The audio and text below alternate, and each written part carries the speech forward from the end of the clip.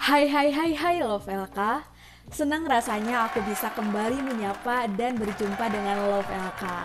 Meskipun aku tidak bisa melihat secara langsung keberadaan Love LK, aku sangat berterima kasih kepada Love LK yang selalu setia menonton video-video penerbit Lader Karya. Bagi kamu yang belum subscribe channel YouTube penerbit Lader Karya, yuk subscribe dulu, bantu LK untuk tumbuh dan berkembang. Jangan lupa juga untuk menonton video-video yang lainnya ya. Terima kasih. Oke, nih dalam video ini aku akan berbicara tentang hal yang cukup penting di dalam sebuah cerita fiksi, baik itu di dalam novel maupun cerpen. Hal yang aku maksud tidak lain dan tidak bukan adalah dialog. Ibaratnya nih, dialog adalah bumbu penyedap untuk menghidupkan dan meyakinkan sebuah peristiwa yang dikisahkan di dalam cerita. Mengapa dialog bisa membuat cerita menjadi lebih meyakinkan? Karena peristiwa dalam cerita itu langsung dituturkan oleh tokoh, oleh pelaku cerita sehingga dapat dipercaya. Kata A.S. Laksana, sesungguhnya satu-satunya alasan mengapa dialog ditulis ya karena penting begitu. Alasan utama dari pentingnya keberadaan dialog adalah informasi yang kamu sampaikan dapat kuat apabila dituliskan dalam bentuk dialog. Dengan dialog, kamu bisa mengungkapkan watak atau perangai karakter-karakter, mengembangkan cerita yang mengembangkan konflik dan menghindarkan pembaca dari kejemuan cerita seperti yang aku bilang di awal bahwa dialog itu bisa menghidupkan cerita menjadi lebih nyata lagi begitu. Nah, sayangnya nih ada suatu penyakit umum yang sering sekali dilakukan oleh penulis, khususnya para penulis pemula ketika berurusan dengan dialog.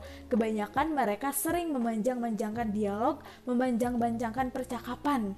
Dialog diperlakukan sewenang-wenang begitu, semau mereka sendiri tanpa mempertimbangkan bagian-bagian mana yang harus ada di dalam dialog dan semestinya tidak ada.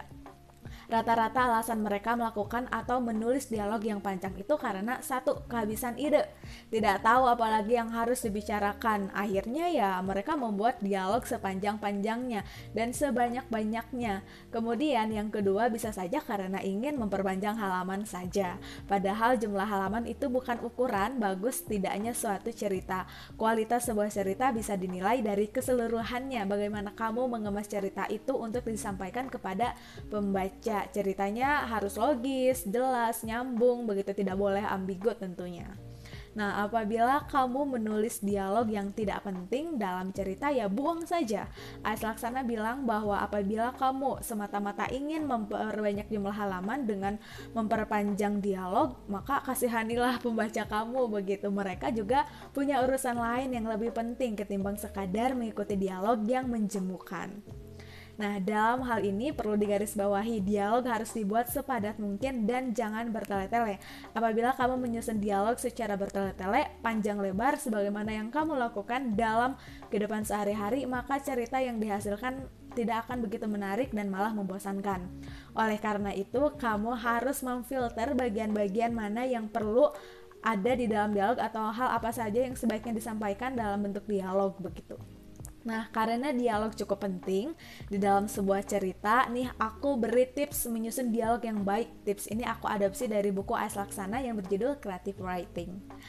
Tips yang pertama, jangan membuat dialog seperti menyalin percakapan sehari-hari. Itu membosankan. Kamu pasti tahu bahwa percakapan sehari-hari sama sekali tidak menarik ya untuk dimasukkan ke dalam cerita yang kamu tulis, karena itu akan bertele-tele. Dalam hal ini kamu tidak perlu menuliskan mentah-mentah segala hal yang akan diucapkan oleh tokoh kamu dalam situasi tertentu.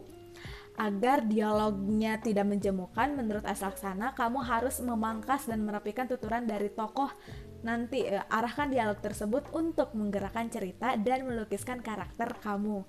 A.S. Laksana juga bilang bahwa dengan keterampilan menulis yang baik, kamu bisa menunjukkan bahwa seseorang adalah pribadi yang membosankan tanpa harus membuat dialog kehilangan daya tarik begitu. Humor bisa sangat membantu nih dan konflik juga.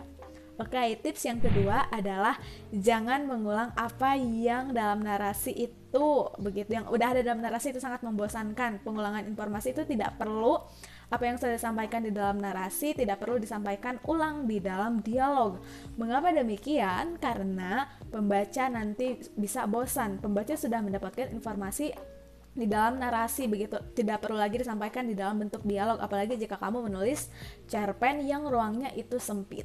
Kecuali ada pengecualian nih, apabila hal yang kamu sampaikan itu sesuatu yang sangat penting sekali, sesuatu yang berpengaruh terhadap keseluruhan cerita, bisalah atau bolehlah diulang 1 atau 2 kali.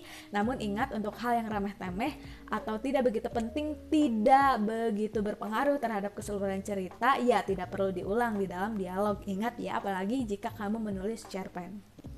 Tips yang ketiga adalah dalam dialog tulislah hal-hal yang perlu diketahui pembaca kecuali kamu ingin bertele-tele. Dengan kata lain, kamu tidak perlu memasukkan hal-hal yang remeh-temeh seperti apa kabarnya, halo, bagaimana keluarga kamu, dan lain-lain. Percakapan sehari-hari begitu, pembaca pasti sudah tahu ya, dan pembaca itu sebenarnya ingin mengetahui inti percakapan itu.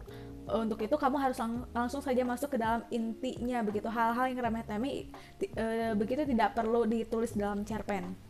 Nah, barangkali Love LK itu 3 tips awal ya tentang bagaimana cara menulis dialog yang baik. Sebenarnya ada beberapa tips yang lain, tetapi karena waktunya terbatas, durasi videonya terbatas, maka aku tipsnya batasi dulu untuk video ini.